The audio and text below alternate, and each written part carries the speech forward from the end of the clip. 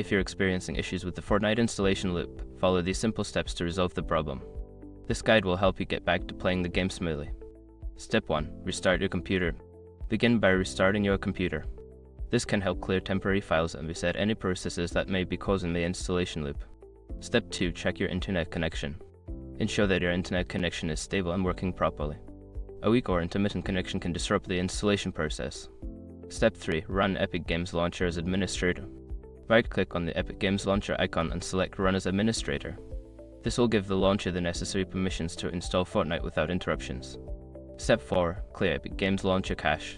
Navigate to the Epic Games Launcher settings and find the option to clear the cache.